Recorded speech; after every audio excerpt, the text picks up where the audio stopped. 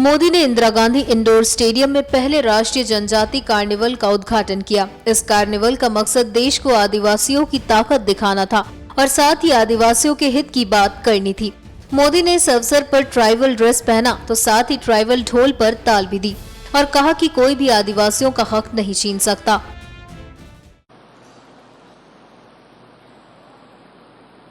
सालों से, पीढ़ियों से जंगल को बचाए रखते हुए अपना पेट पालने के लिए छोटे छोटे टुकड़ों में वो खेती करता है।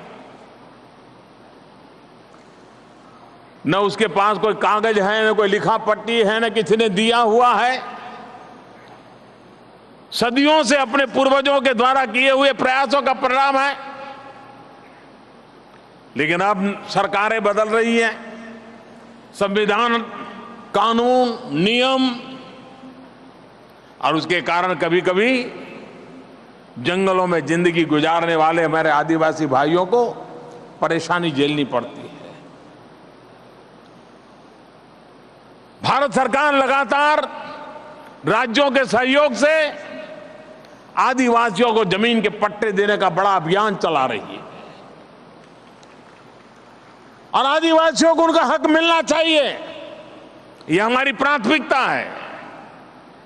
आदिवासियों की जमीन छीनने का इस देश में किसी को अधिकार नहीं होना चाहिए, किसी को अवसर नहीं होना चाहिए, यह हमारी प्रतिबद्धता है।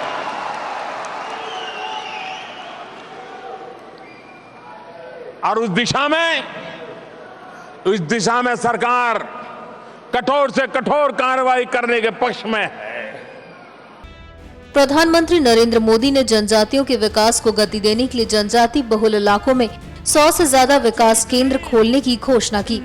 पीएम मोदी ने कहा कि वनों के प्राकृतिक संसाधनों का दोहन वहां रहने वाले आदिवासियों की कीमत पर नहीं होनी चाहिए। अगर वनों को किसी ने बचाया है, जंगलों को किसी ने बचाया है, तो मेरे जनजातीय समुदायों ने बचाया है। हमें जंगलों की अगर रक्षा करनी है तो जनजाति समुदायों से बड़ा हमारा कोई रक्षक नहीं हो सकता है।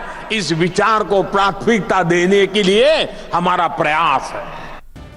इस अवसर पर इंदिरा गांधी इंडोर स्टेडियम में रंगारंग कार्यक्रम भी प्रस्तुत किया गया, जिसका मोदी ने खूब आनंद लिया। ये कार्यक्रम 4 दिन तक चलेगा और आदिवासी जनजाति अपनी शक्ति दिखाएंगे। NMF न्यूज की रिपोर्ट।